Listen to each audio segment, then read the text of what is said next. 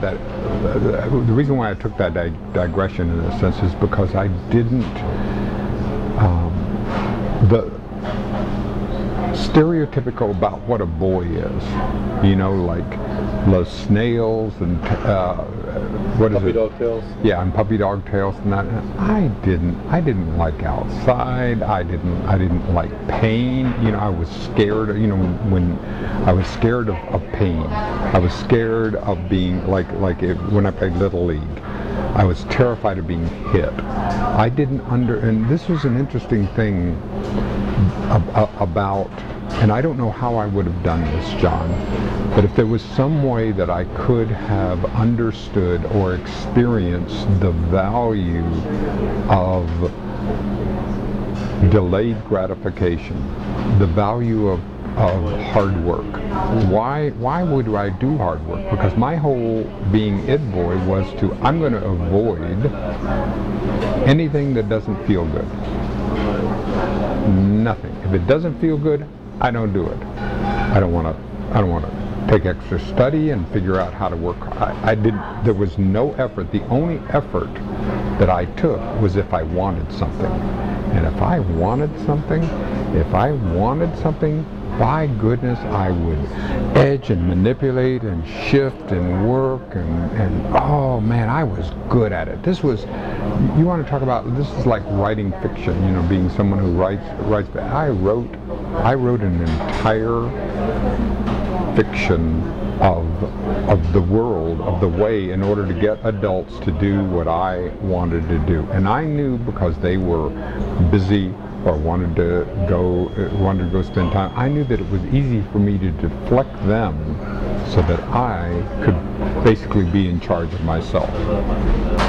And as an only child, you had I had a sister 6 years younger. Okay, so for the first 6 years anyway, well, you had time to check out adults and figure them out pretty well. Totally. Totally, and I knew that they could, yeah.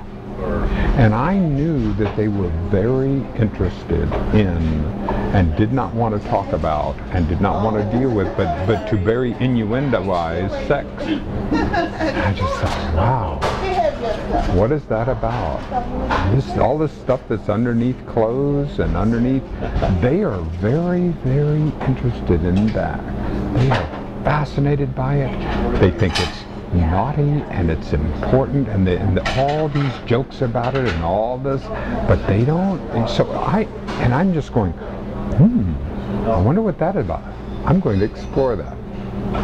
So I discovered, because I would sneak around and I would look, I would discover that there were men's magazines in the closets.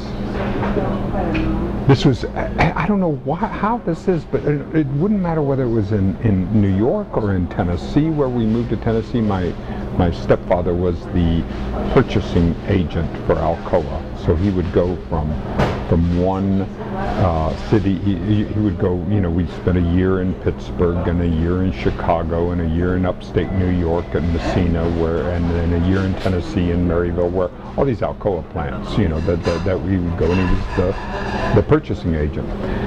But everywhere we would go, wherever their friends were, I would find that in the man's closet,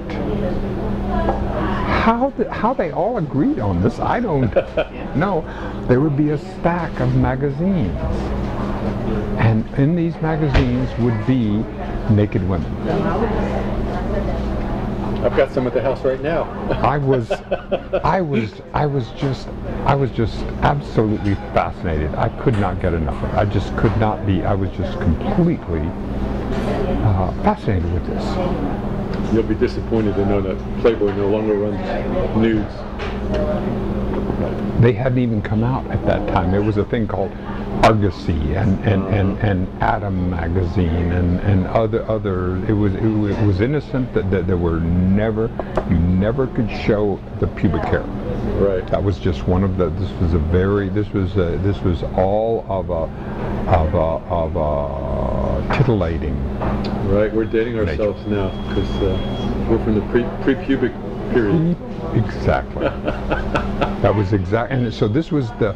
And so every the TV shows would make all these little illusions, and you'd see, and I wanted in on the game. I wanted to know what this was about, and I didn't have anybody to talk about it with. Nobody would sit down with me and say, well, let's talk about this and see what. So, and what I found with me, John,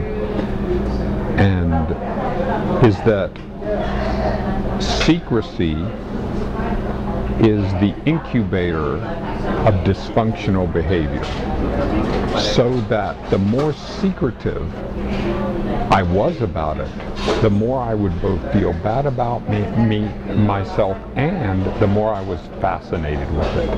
That it was the naughtiness of it actually increased it. I mean, this is one of the things that I'm so grateful for in today's world, is that the kids can actually talk about when a kid happens to be gay, happens to be wired that way. They actually have other examples, and they can talk about it instead of thinking that they're the one person, and which is what I believe. I believed I was the one broken person.